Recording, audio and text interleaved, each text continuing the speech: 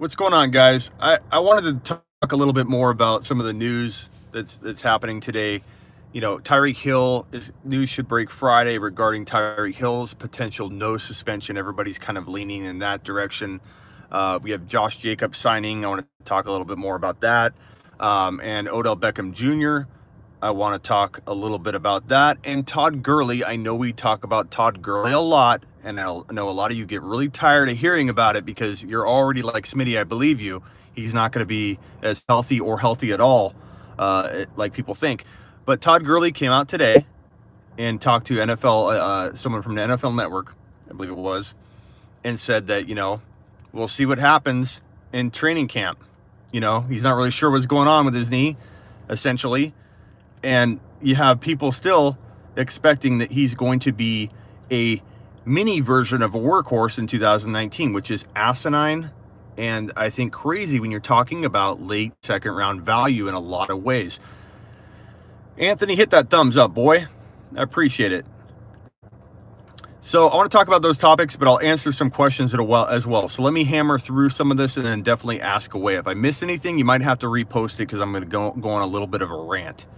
So Todd Gurley, I'm predicting, and I've been saying this part since January. And if I'm wrong about this part, it's only one piece of the prediction, because I'm getting a little bold here, and you can call this part of my prediction gut instinct, because I'm sensing more cover up here. And there's not a lot of proof when you're talking about a cover up, right? Well, I don't think Todd Gurley's going to suit up for week 1. That's my prediction. But I've been saying that since January, but I'm going to stick by it.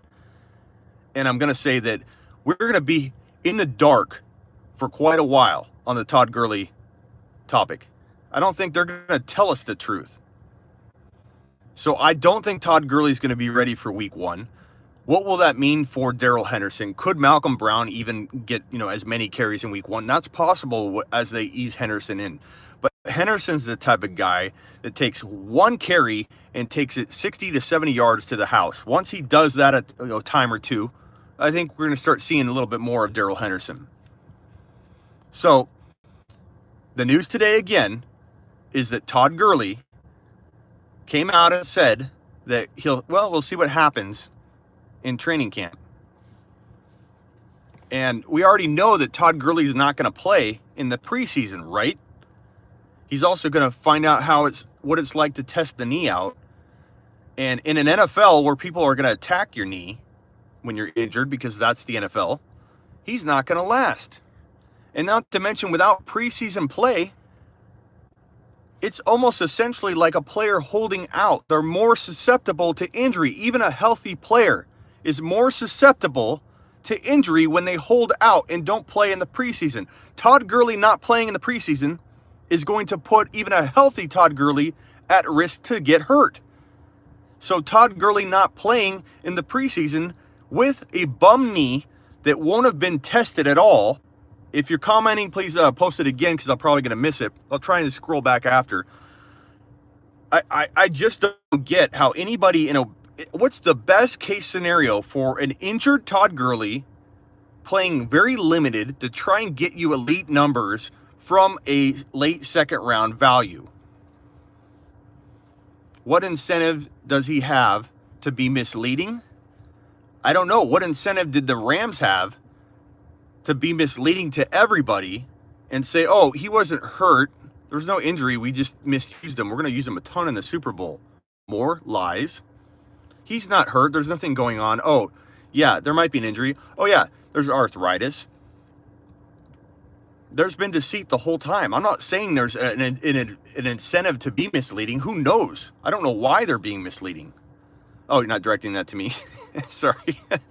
When I'm hot, I'm heated, Anthony. I don't know what sometimes I'm directing it all over the place. So I'm not even necessarily directing it to you. I'm like reading your question and I'm passionate about it. Sorry.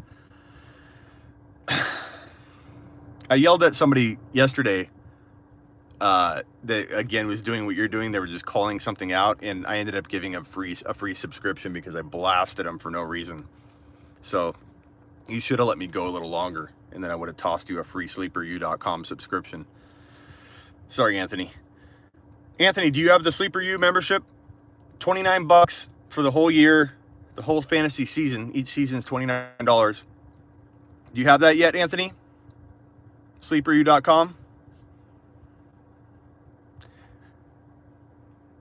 I don't know what else to say at this point with Todd Gurley, because I don't want to keep beating a dead horse bloody. But I just feel, well, I'll give you a $5 off coupon code for yelling at you $5 worth. Send me an email through sleeperu.com. Darrell Henderson is number 1 in college football history. Let me repeat that in case you just joined mid-sentence. Darrell Henderson is number 1 in college football history for over 60 years of them collecting data in yards per attempt. Yards per attempt.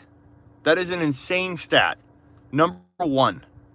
He also had more 20 and 40 plus yard runs than any player in the nation last year. And he has a long list of record-breaking stats. Third here, 8th here, 3rd here for broken tackles, forced missed tackles, yards after contact. The guy is through the roof in talent and records.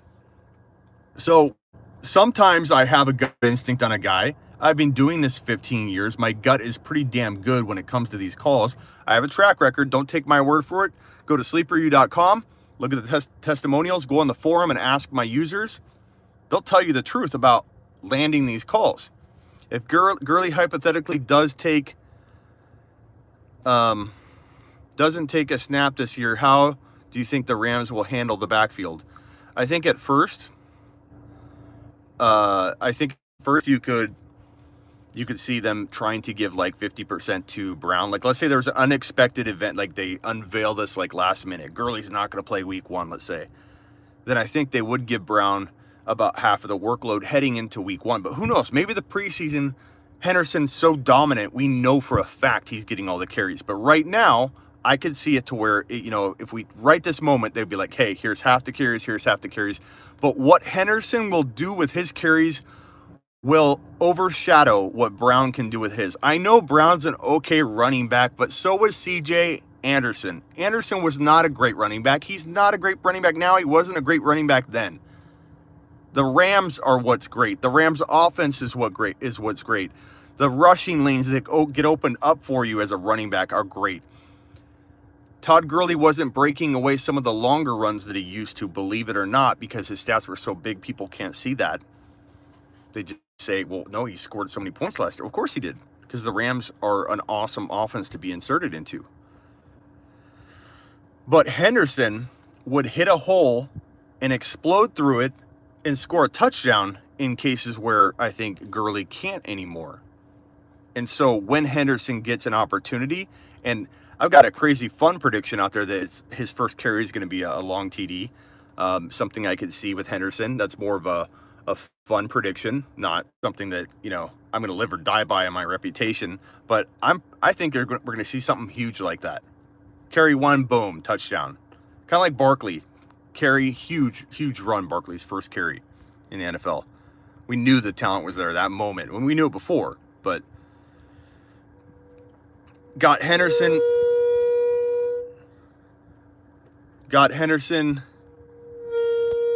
What is that noise? You guys hear that? I don't know what the hell that sound was. What are you saying? You got Henderson, and I enjoy watching your analysis, Smitty. It's fun. I can see you're passionate. I would love to see you tackle things a bit further down the draft board. Damn, I was just able to catch a live stream of my girlfriend wants to watch a movie. Maybe tomorrow. Yep, come back, Anthony. No problem. So I'm going to say this, guys, and then I'm going to end it in terms of the Darrell Henderson, Todd Gurley conversation and move on to the next topic. Okay? I'm going to say this. If you miss out on Darrell Henderson, at least in one of your leagues, you have him in one of your leagues, but if you miss out on this opportunity where he's not going to cost you your league if you miss on him, because a 6th-rounder, I mean, yeah, some people are reaching the 5th. Try and get him in the 6th. A 6th-rounder, missing on that won't lose your league. But if you land it, you can win your league. You can dominate your league. In a dynasty league, you can win your dynasty league for years. What's up, Hunt? What's up, Jason? But missing on Darrell Henderson won't lose your league. Missing on Todd Gurley's bus call won't lose your league, because you can get a Mike Evans or a Dalvin Cook or an Antonio Brown or somebody who's still very safe, and a healthy Todd Gurley limited. You can grab a player around his ADP that can easily earn that value. So you're not losing a league on any angle of this. I love that Smitty always ignores me. Eric, what are you saying? Can you get a coupon for, I think I saw that earlier. Todd Gurley will suit up week 1. He could, Hunt. We'll see. Awesome content, Smitty. Thank you, Abe. What's up, Jake? Okay, next up, we were talking Tyreek Hill. We should know Friday if Tyreek Hill is going to be suspended. 0 games, 1 game, 2 game, 4 games. Probably not anything over 4 to 6. Probably not anything really over 4. Most likely we're looking at 0 to 2. A lot of people think it's 0. We will find out soon enough. Where do you draft Tyreek Hill in the meantime? If you had a draft today or tomorrow, I think he's safe in the late 3rd, early 4th. I think you go earlier than that, you're still running a little bit of risk. If Tyreek Hill gets 0 games, where would he be ranked in my book? Probably in the late 2nd. Some people would say, top of the 2nd, but I still think there's a lot of great talent.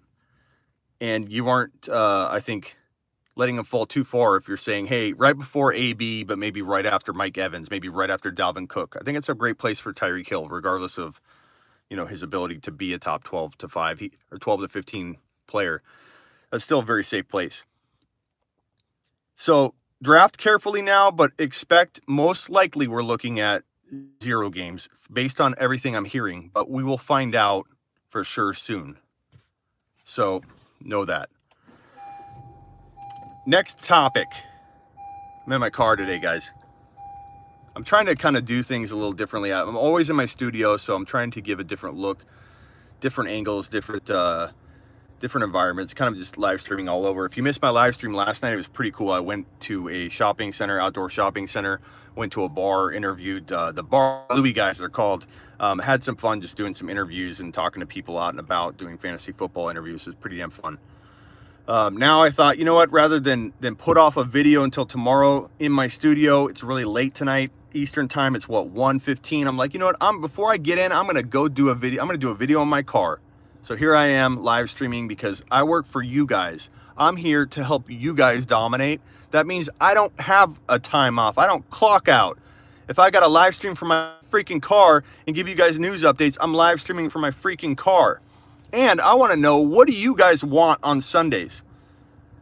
Do you guys want a Sunday morning show where I do news and notes, I do starts and sits? What do you guys want? What do you guys want in the morning? I know you want a mock draft now, Eric. Sorry, I keep missing your comments. When I'm on my phone, the comments go real fast, so it's not that I'm ignoring you. Phoenix will never be champ because teams are based on economic conditions and where players are willing to move. Smitty, is Jay Ajayi done? Yeah, I wouldn't take Jay Ajayi.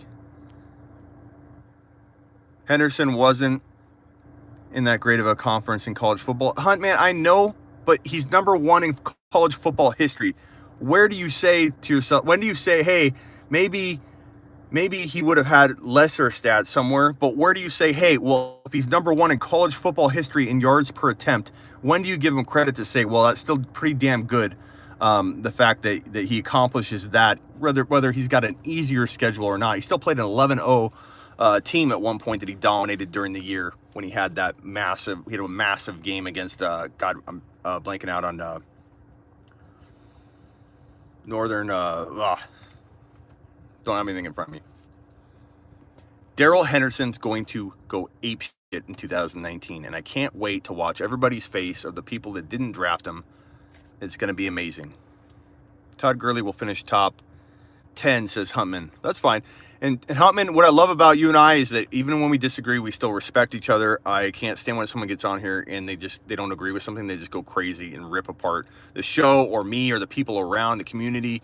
Like, have respect with your comment. Be bold, be different. And man, I love it. Keep bringing it if you're going to bring it with respect like that. Gary, Smitty, Keeper League, 10 person league.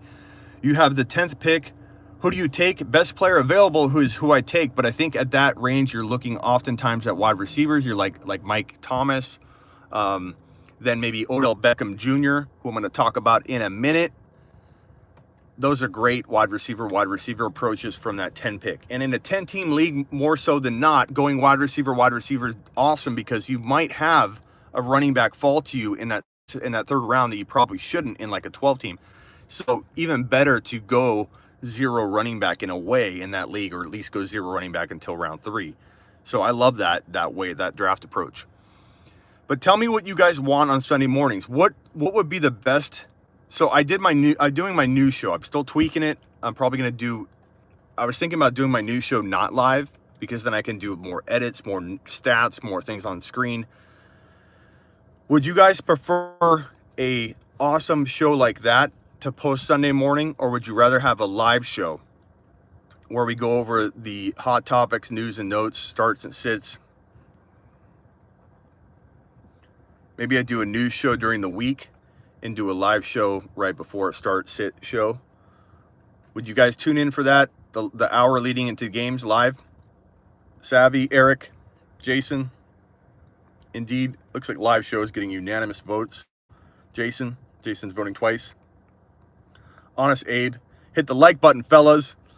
Damn straight, Honest Abe. Hey, can I ask you guys for a favor too? Big favor, please. And I'll know because I'll refresh and not see it happen, and I'll be pissed. But can you guys please go and rate me on iTunes? Give me a full star rating. Tell people that you love the show. You can listen to a lot of this stuff on iTunes. I do a lot of content that's not on YouTube, or a lot of original content for podcasting on my podcast. Just go to iTunes, type in The Fantasy Football Show, give me a full star review. I appreciate it. And if you do that, email me that you did it, and I'll send you a $5 off coupon code for sleeperu.com as a way of saying thank you.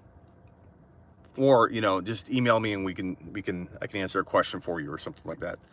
But sleeperu.com comes with the Ask Smitty advice feature, where you and I go back and forth, and you can email me and I can give you some personalized advice. So sleeperu.com.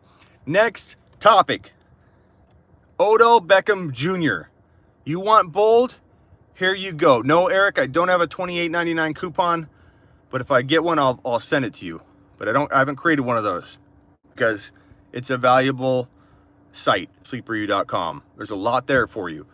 Next topic, you want bold? Here you go. I just said it. I'm repeating it. Odell Beckham Jr. is going to finish as the number 1 fantasy football wide receiver in 2019. Odell Beckham Jr. Why do I think that? I think Odell's happy. I think Odell's motivated to stay healthy. I think Odell's going to pull in 14 to 15 TDs in 2019. I think Odell's going to grab 13 to 1,400 yards. There are a lot of mouths to feed. Go ahead and say it, because that's what everybody says every time. They act like last year's numbers are what we're going to see this year, extrapolated out across the 16 games. But I'll tell you something. The Browns are going to throw a ton in 2019. Baker is going to bake to an extreme degree. Yes, Eric, number 1. It's a bold prediction, Eric. It's not gonna slide right into everybody's rankings and feel comfortable. That's what a bold prediction is. Bold is ahead of the curve, Eric. If it doesn't feel bold and uncomfortable, it's not really a bold prediction. And as Truth said, listen, because I do have a good track record with bold predictions. I've been doing this for 15 years. As the Bar Louie guys found out or shared with you, they've been listening to me on CBS Sports Radio for 15 years. Ask the Bar Louie guys that I interviewed last night. And Honest Abe says he's got Juju finishing number 1. And it's a bold take, but I like it. I like bold. I don't care if I disagree with it. I like it. Smitty, you scare me because I'm putting my team in your hands and do everything you say. Don't do that, Eric. Take in what you like, reject what you don't like. You're going to hear people say, follow me, follow my every move. I'm not going to tell you that. I want you to use your own mind and take in the knowledge that you believe to be true, that jives with your thinking. Go draft your team, not my team. Draft the team you believe in. And if you believe a lot of the things I'm saying, that becomes what you believe, Eric. And if you trust me, no, I know. I'm just saying, make them your own. Take some responsibility for that. These are also your picks, man. Just because you take my information in and agree with some of it, that still becomes your prediction, buddy. Give yourself more credit that you're going to help win your team, because you're taking, when you watch ESPN and you're preparing for your bracket and bracketology, anybody that tells you that they know everything about every team, especially someone like me, is really good at bracketology. I love bracketology. I love playing the NCAA tournament, especially the ones where if you land the bigger calls, like the seed times the round, I kill those.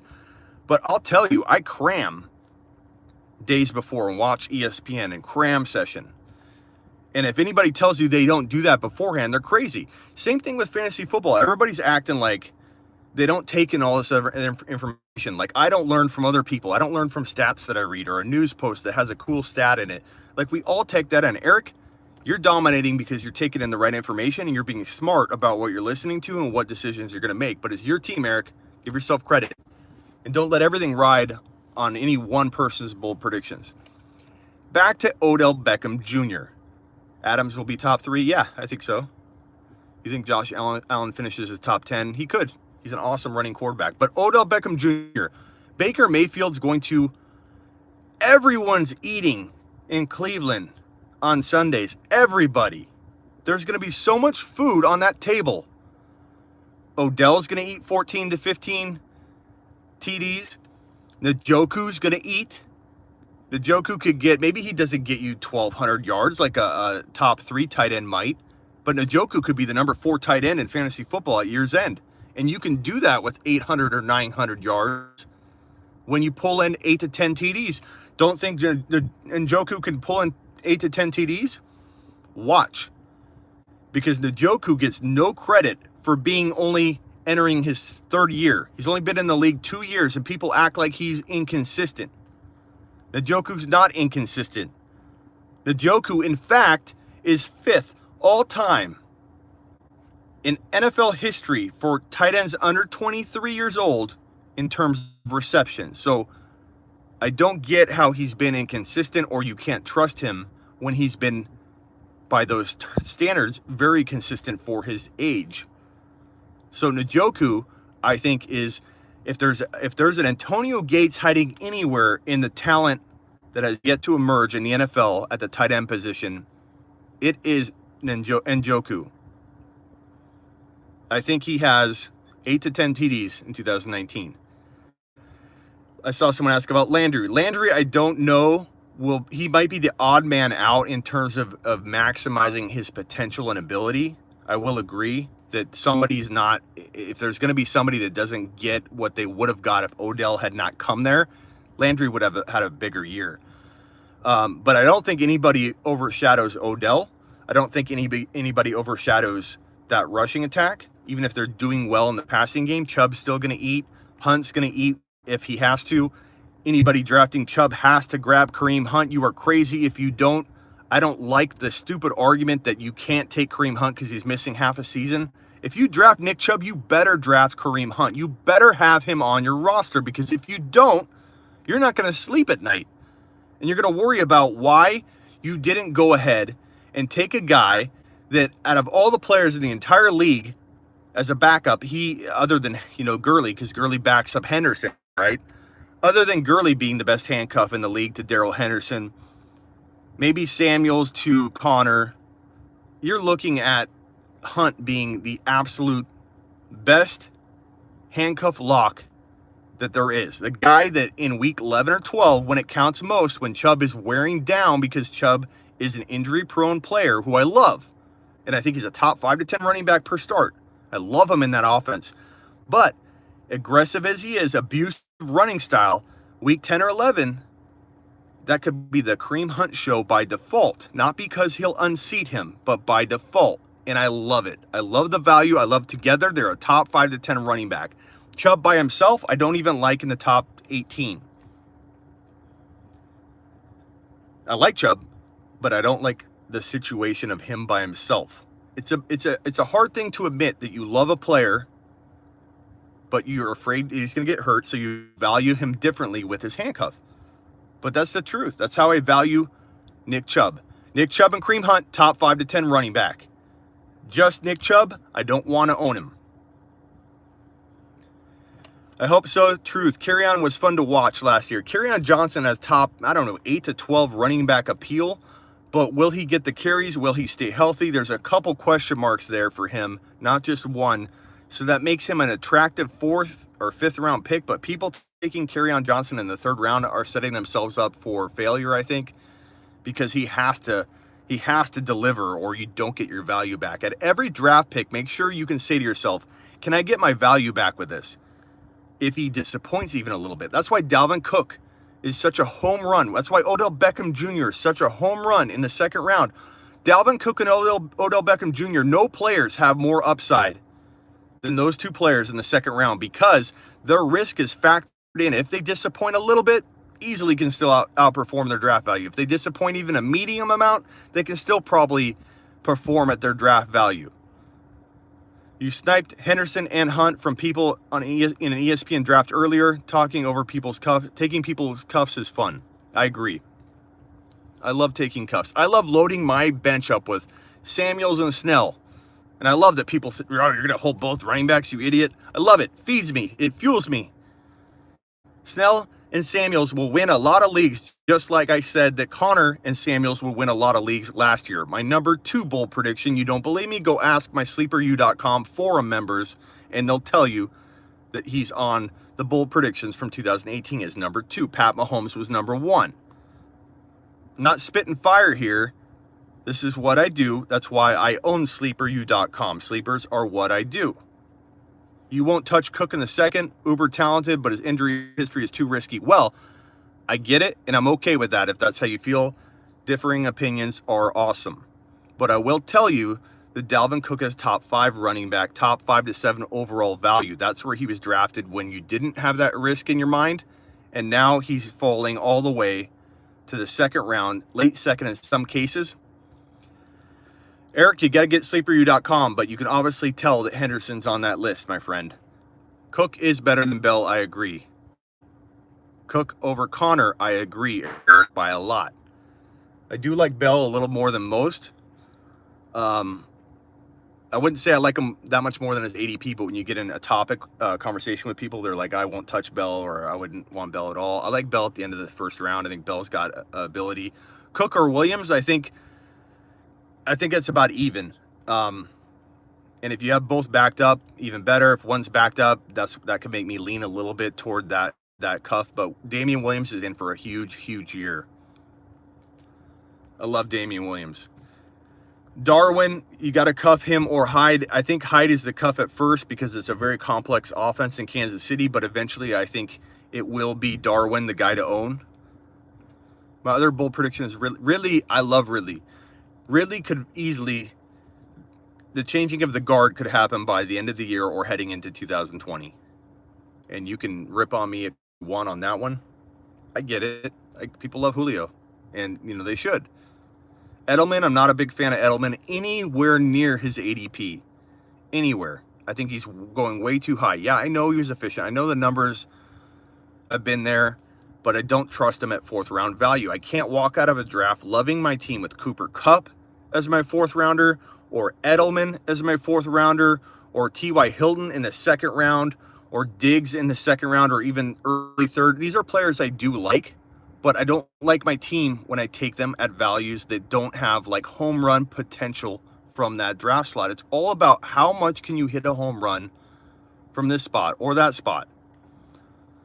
Julio doesn't score TDs, Honest Abe, and that's why Ridley has so much potential to outscore him soon, if not right away, and people will crap all over that. I do like Julio. I'm not saying I wouldn't take Julio in the top 14 overall, but some people have Julio in the 9 to 8 range. I have Julio in the second round. I have Odell Beckham Jr. ahead of Julio, and I would draft him ahead of Julio. Now, would I draft Odell Beckham Jr., who's my number one QB in 2019, my big prediction?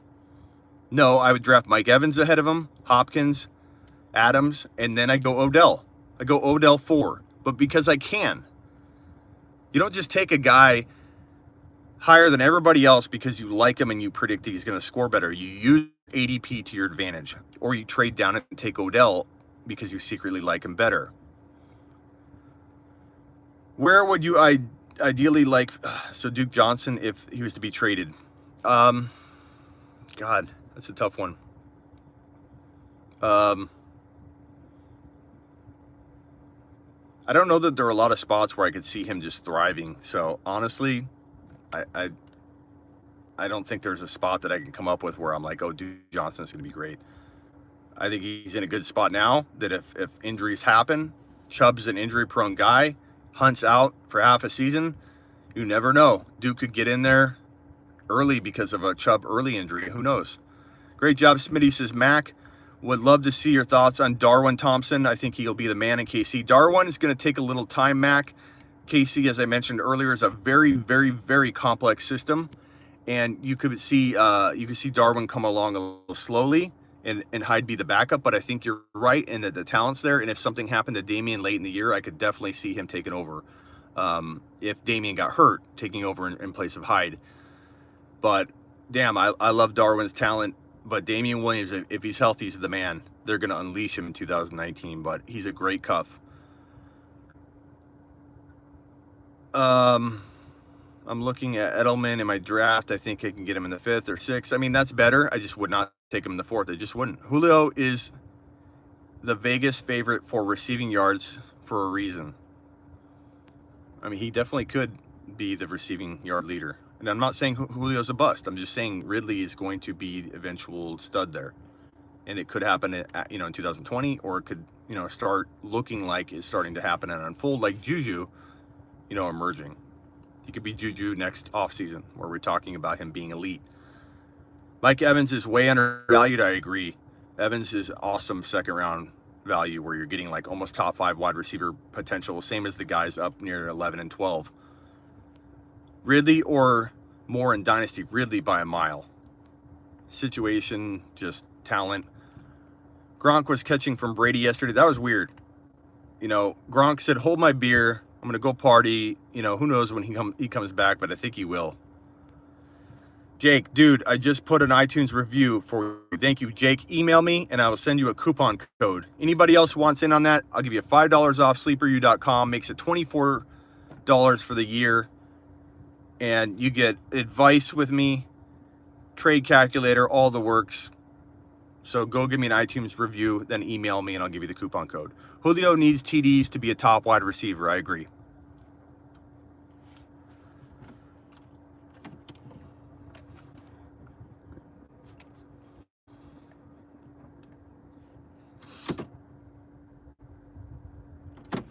Is it possible to have Barkley, Zeke, and Kamara? Only in a dynasty league. I don't think you could own those guys in a redraft, or through trading, through years of good trading.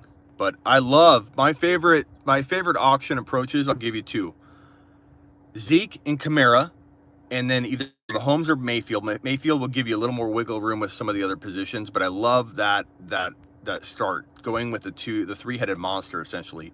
Baker Mayfield or Aaron Rodgers, because you could get them for like $10-12 maybe in a $200 auction. I've seen Rodgers go for 8. I've seen him go for 15. I've seen him go for 10. So Aaron Rodgers, Zeke Elliott, and Kamara, and then land those sleeper wide receivers, and you're balling, dude. Or go Odell Beckham Jr., Mike Thomas, both have like 11 to 13 ADP type value equivalent. So an auction, you can get them a little cheaper than an Adams or a Hopkins on occasion. Throw in a Mike Evans. So Odell, Mike Evans, Mike Thomas, Mike Evans, and Odell, and Patrick Mahomes, and then Samuel Snell, Darrell Henderson. I'm not saying you can't still you could even potentially get a David Montgomery if you get out. There was a draft I did on YouTube that if I went in a different direction and took Mayfield instead of Mahomes, which I do love that approach too, taking Mayfield, Montgomery, Mike Thomas, George Kittle, and Mike Evans. What a team. It's a freaking fantastic auction team. And if you went Baker Mayfield, Montgomery, it goes for like 25 to 30 bucks sometimes in auction. And then get those wide receivers.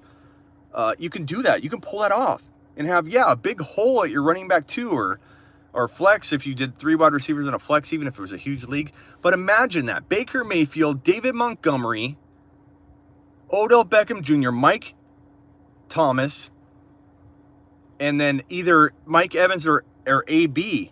You clean up. That's such an easy way to win in an auction draft. Or Mahomes, Zeke, Kamara, Evans. I don't think you can get Zeke, Kamara, Mahomes. You can't get that in an auction.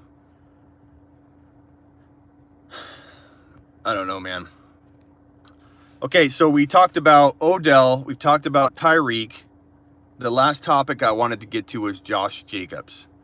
Josh Jacobs, to me, he signed. So now he can obviously play. There's not going to be a lengthy holdout. That's good because he was already a potential injury risk, given that he has never even hit a college wall, let alone an NFL rookie wall, because his biggest college season ever was 641 yards or whatever, 640 or 641. That's not a lot of rushing yards, guys. That's not a big resume. So it worries me a lot that this guy, Josh Jacobs, is going to be relied on heavily as a high-end running back 2, or be drafted as some person's future running back 1, low-end running back 1. He's getting like third-round value, sometimes like low second in like dynasty drafts. It's not his fault that he didn't get enough carries at Alabama. They had Damian Harris, who is a New England Patriot, who I like a lot, given his ADP in dynasty and redraft is ridiculous. Damian Harris, like double-digit rounds in some cases, 7th round, 8th round. He's kind of going all over the place. Damian Harris has the potential to be a guy like mid-season that helps walk you into the playoffs. Don't forget to draft that guy. But Jacobs, just without having more than 640 yards rushing, Damian Harris had 2,000-yard seasons, and then their last year where they split carries, neither one of them thrived. They did good in TDs, but they were given TDs as gifts in that offense. I just don't think, just because a guy's big and he has the nice frame and you think he could fit that mold, I don't know that it's not that I'm calling him a bust, but I certainly don't anoint him the number 1 or number 2 running back. For me, Montgomery's 1, Darrell Henderson is 2, and then Devin Singletary, while I wouldn't rank him 3, I think could be a surprise by midseason. I think Devin Singletary is loaded with talent. He's a little small, whatever. Guy stops on a dime. Guy is the shiftiest. He probably stops on a dime better than anybody already in the league. He enters the league as probably the guy that can change directions faster than anybody. His 40 time wasn't amazing. Montgomery, top rookie running back, yes. Top 5 to 10 future running back, David Montgomery. I love this rookie running back class. You have these people saying that there's no Zeke Elliott, there's no Barkley. Yeah, maybe initially it doesn't have the look like that. I love this rookie running back class. Darrell Henderson and David Montgomery could both be top 5 to 10 running backs for the future. Monty is a beast. Tackle breaking machine. Quick feet. I've heard people call him slow. Like, have you watched the film? There's film on that guy on Instagram right now. Go to my Instagram feed. I think I have it on there. If not, I'm going to put it on there. Of the guy doing drills, and his footwork's phenomenal for a rookie. His work ethic, everything. I love Montgomery. He's going to ball and be a top 5 to 10 running back for the future and the now. Montgomery, mark my words, and in best ball, you better be drafting David Montgomery in your best ball leagues while you still can, because guess what? I have people emailing me through my Ask Smitty feature on sleeperu.com. Get it if you don't have it. Learn about it. sleeperu.com. They email me and they say, Smitty, I just got David Montgomery in the 4th round. Smitty, I just got David Montgomery in the 5th round. I'm like, how the hell are you getting David Montgomery in the 4th and 5th round? Best ball. He hasn't fallen in best ball leagues. Like the pre-rank, like his value, you can get David Montgomery because nobody sees it coming. People that aren't immersed in fantasy football don't see him coming. Aaron Jones too. For whatever reason, they're not caught up yet. Draft David Montgomery in your best ball leagues. Draft Darrell Henderson. Draft Devin Singletary. Draft Samuels and Snell. These are recipes to win your best ball leagues now before their values change and you can stock up on these players. Best ball is easy in the offseason. There's so much value to be had. Guys that will rise to the top, float to the surface, and be your elite running backs that you're getting in the late rounds. I can't emphasize enough. If you think David Montgomery is going to be a guy you can get in the 3rd or 4th round come August, you're crazy. David Montgomery's value is going to climb. He will be a top 18 to 25 overall pick in value heading into August drafts. You have Mahomes, Zeke, Mixon, AB, and Cooper, Henderson, Mike Williams. Nice job. You got to see Montgomery tear your team up. He's really good. He's amazing. He's so quick. I don't know how people think he's not quick. You want to hear another? I think I said this already if I haven't. Darrell Henderson runs a 4.37. Think I'm wrong on that because of the combine time? Multiple scouts reported that the equipment he ran his 40 with was faulty or having issues, and that they had him clocked. Multiple sources, not one, not two, multiple sources had him clocked at a 4.37. Darrell Henderson's going to fly. 4.37, Darrell Henderson. Montgomery, footwork and quickness you can't find anywhere. These guys are elite. And N'Keal Harry, this rookie class is freaking amazing. I love when people shit on it. People shit on Kamara, and they shit on David Johnson. And look how good they were and are. And just because you don't have that flashy name, this running back class is loaded with potential elite players in fantasy football. N'Keal Harry could be a top 4 wide receiver, top 1 to 4 wide receiver of the future within 1 to 2 years. That means that entering his 3rd year, he could be an absolute beast in fantasy football. The next Calvin Johnson meets Terrell Owens. That's how good N'Keal Harry could be. Darrell Henderson, David Montgomery, top 5 to 10 running backs. One of them could be top 1 to 5. Both of them could be, but I would at least throw one of those guys in there expectation-wise and say both of them are top 10 running backs of the future. Devin Singletary, we'll see. Situation has him a little bit in the dark in terms of knowing where he's going to end up falling in terms of long-term value. I love this rookie running back class. I love the rookie wide receivers. It's funny, A.J. Brown was really highly ranked in my eyes heading into the draft, and his situation sucks. Hollywood Brown too. So if those guys can see their situation change, they'll be elite too. This class is freaking amazing. I would love to rebuild a team around Harry, Montgomery, Henderson, and then get a young guy like Mayfield in there. That would be a fun, exciting way to rebuild. Your Dynasty League trading the 2019 picks for 2020 picks. I'm loading up. Yeah, 20 could be good too. But people undervalued this and got out of this draft too quickly. Didn't see where the landing spots would be. Didn't realize how good Henderson could be. Didn't know how good some of these guys would be. I love this rookie class. Absolutely love it. All right, guys, I am out of here. I appreciate you. Please subscribe to the show. If you haven't subscribed to the Fantasy Football Show on YouTube, subscribe. Hit the like button when I publish this. Please come back and comment because I'll answer your comment. I'm the most interactive fantasy football analyst on YouTube, on the internet. I come and talk to you. Please comment below.